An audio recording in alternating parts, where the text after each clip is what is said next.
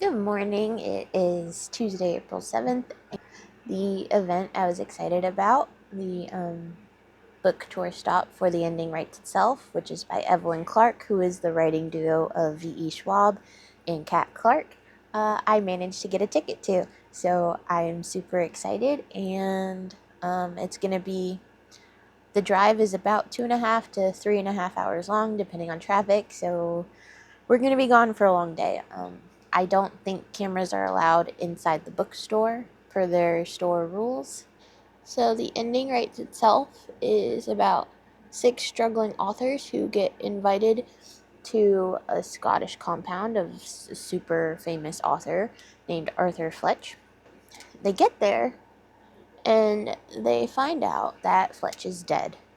And the publishing company wants one of those 6 to finish his final book, and whoever writes the killer ending gets the book deal, gets their career revived, essentially. So, and obviously, I'm expecting some twists and turns and for shit to go wrong on that process, and it's super intriguing. I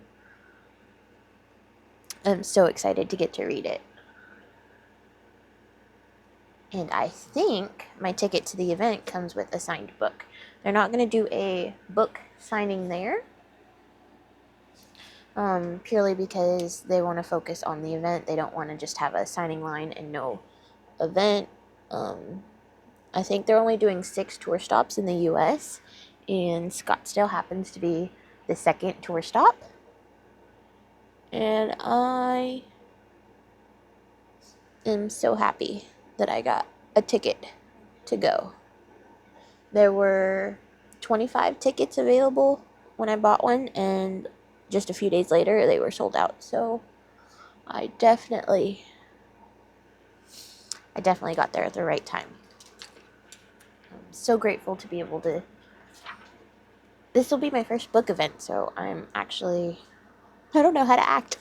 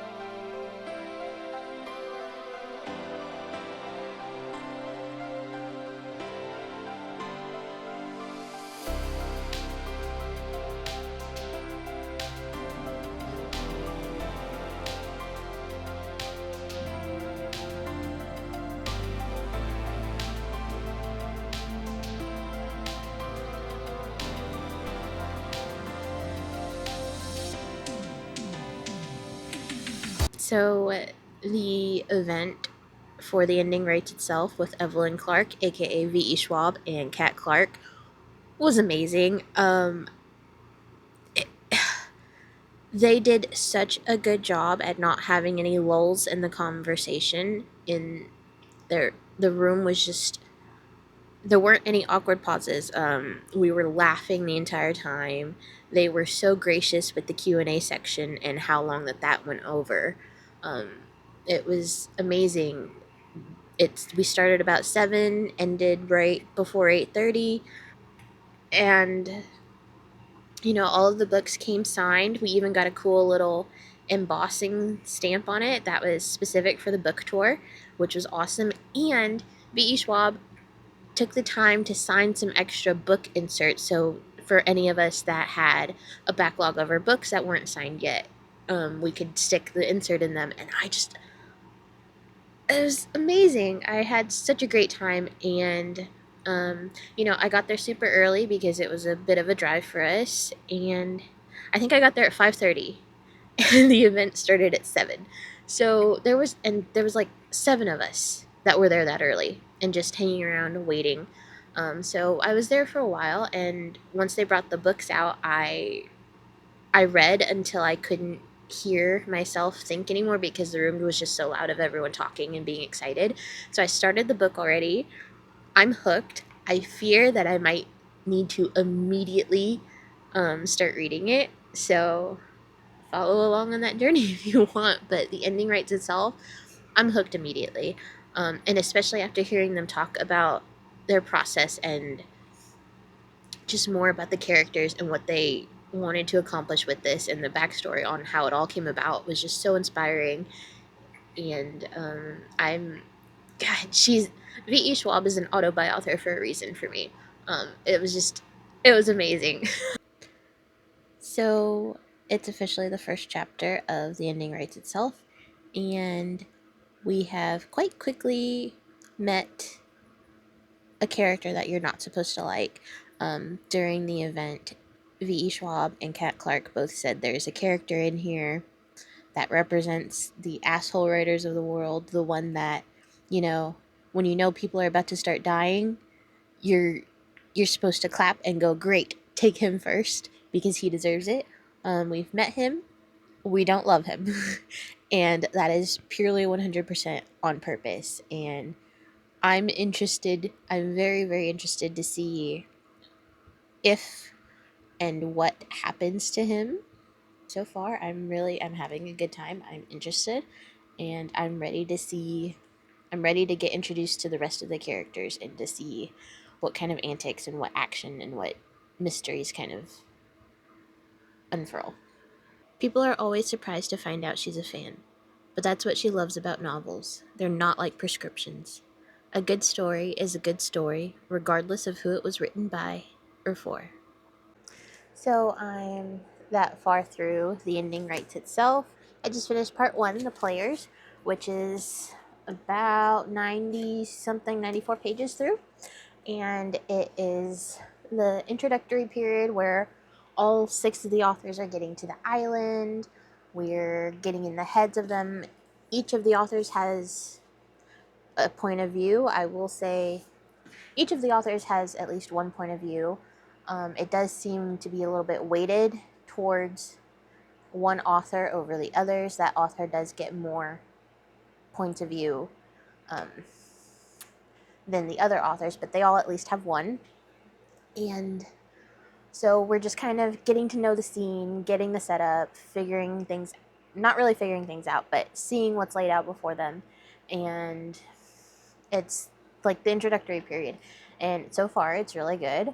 Um, my favorite my favorites of the six authors are the debut author and the horror author, but I do have a soft spot for the romance author and the YA author, purely because you see how, just based on what genre they write, you see how they themselves get kind of looked down on, kind of put in a little box, brushed aside purely because of their genre, and it's not necessarily a genre that is taken as seriously as the others, at least for romance. And then YA is a whole other ball game because YA is not a typical genre; it's just a big marketing umbrella.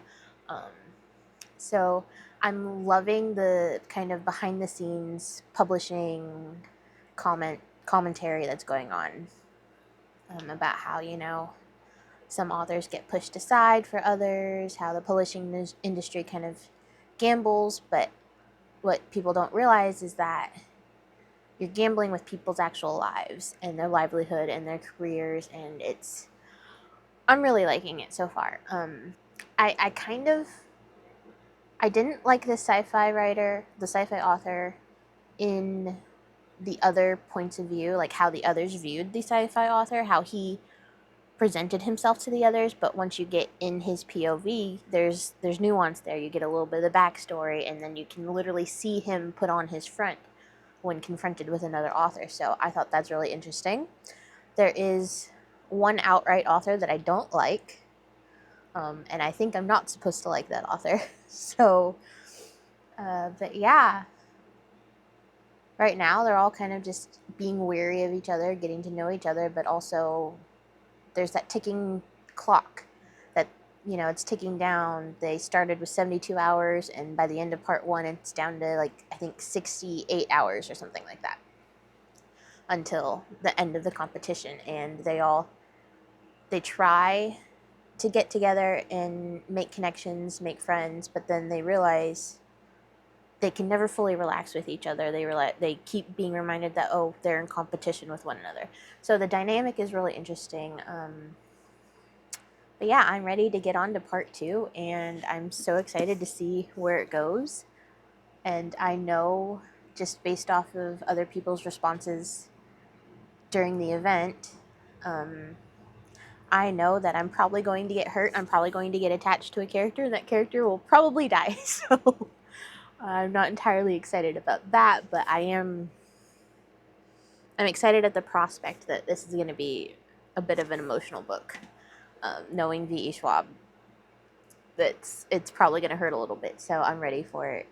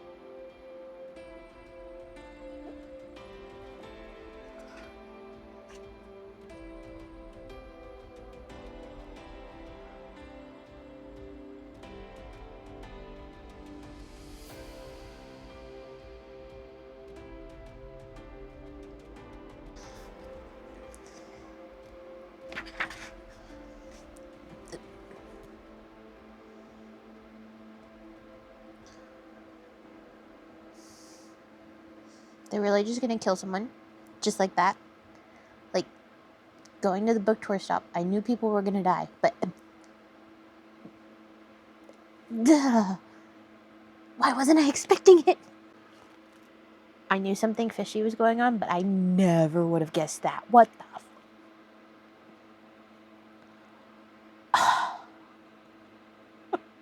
That's a twist.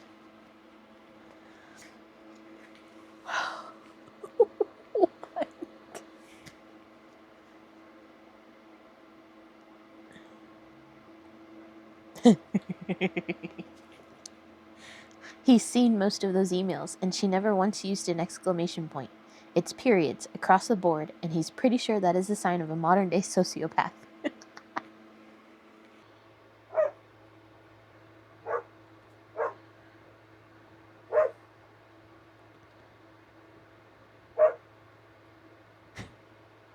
So I'm officially over the halfway point, and yeah, the twists are twisting. There's some things that I did not see coming, and I'm just along for the ride. Even the things that I expected to happen are still just flabbergasting me. I'm having a great time. So there was a character that I didn't love in the beginning, but when I got their point of view, I was intrigued because that character wore a mask and put up a front, and that character just died, and I'm sad now. And I'm starting to think, is anyone going to make it out of this alive? I don't know. It's such a good book, but man, I am feeling the feelings, and they are so good at making me care about characters that I probably shouldn't be caring about. 50 pages left of the book, and what the fuck?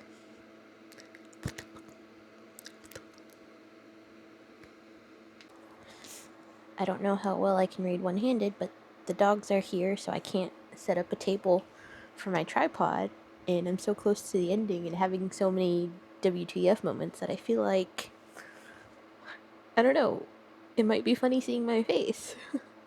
So let's finish this book together, I guess.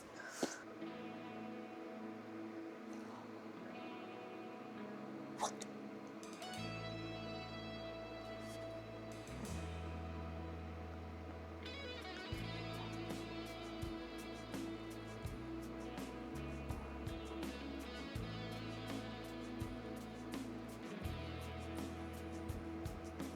I don't like you anymore. Sorry, baby, I'm not talking about you. Go back to sleep. Go back to sleep, little one.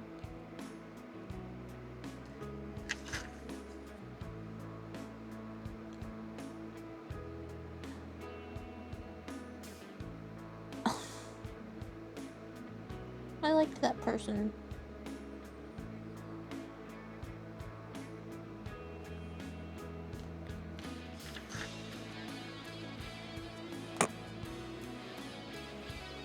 Well, at least the dog's still alive.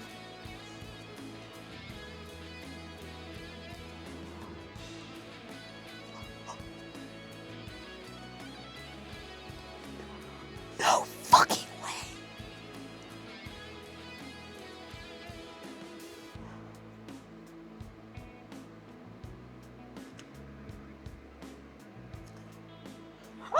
I knew it! Sorry, I keep waking you up, babies. Go back to bed. Sorry. Go back to bed. I freaking knew it. I did not see that one coming. Mm.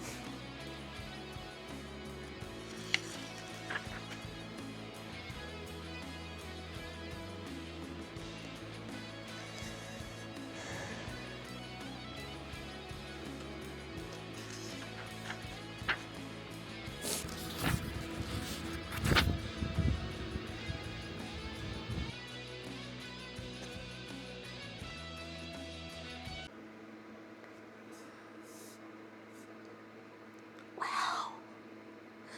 I truly did not see any of that coming. Oh my god. Highly, highly recommend. So good.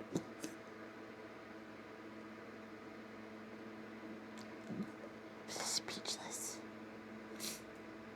Wow. Wow.